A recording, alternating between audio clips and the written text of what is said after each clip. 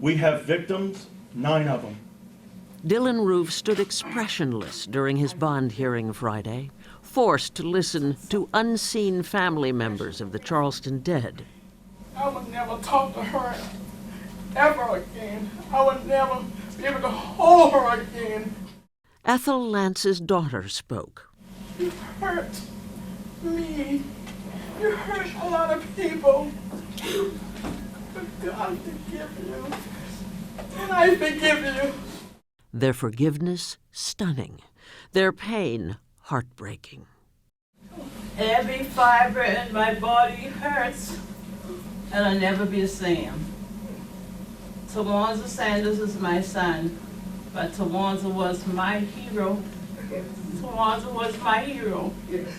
Tawanza Sanders, 26 years old, was the youngest. He died shielding his aunt, Susie Jackson, 87, the oldest. Clemente Pinckney, pastor of the Emmanuel African Methodist Episcopal Church and a South Carolina state senator, was also killed. You please send out an EMS command page advising of an active shooter, multiple people down.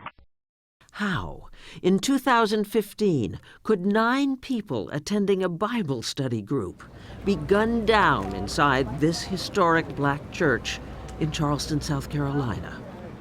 Soon, the strange and awful story began to unfold. Why did you do it? Of the young white man who sat for an hour with his victims before he shot them, reportedly uttering racial slurs and saying, "I had to do it." Okay, another mass shooting, another lone wolf gunman, another Aurora, another Newtown. Or was this something different? An ugly echo of the 1963 bombing of the 16th Street Baptist Church in Birmingham, Alabama, where 4 little girls were killed. These churches were both targeted because they were used by black people.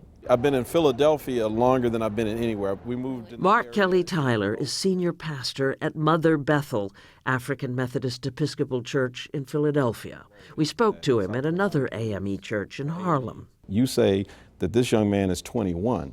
I mean, 21, my God. He was born, after the Huxtables. How do you get this about black people at 21 years old, except that somebody purposely teaches you this, and that this spirit and this mentality is still alive and is still, out there in the atmosphere?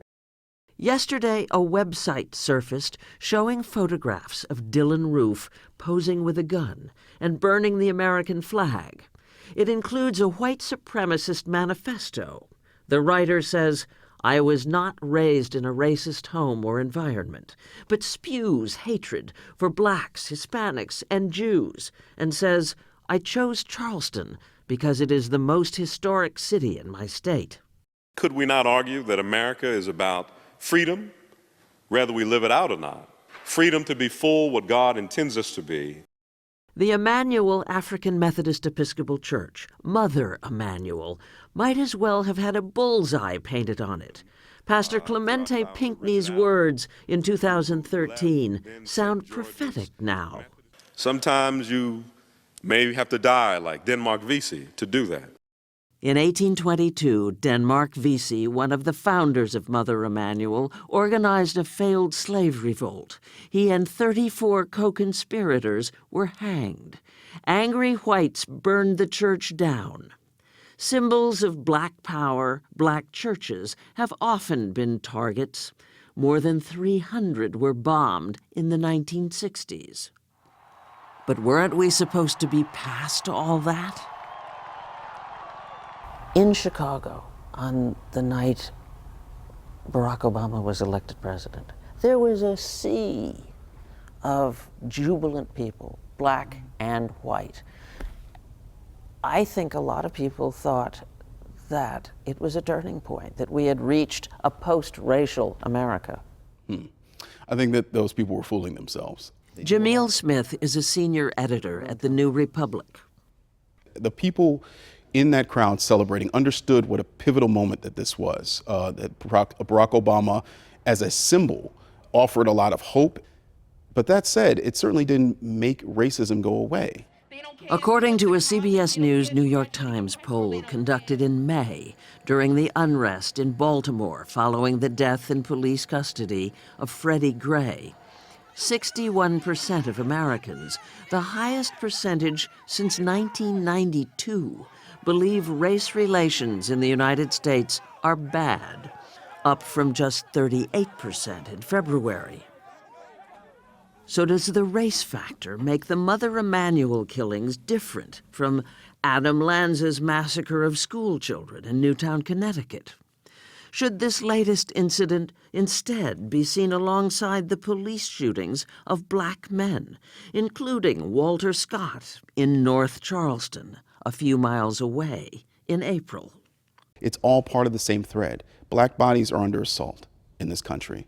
And whether it be from 21-year-old, quote-unquote, lone wolves, or they be from the police, we need to understand the urgency of that.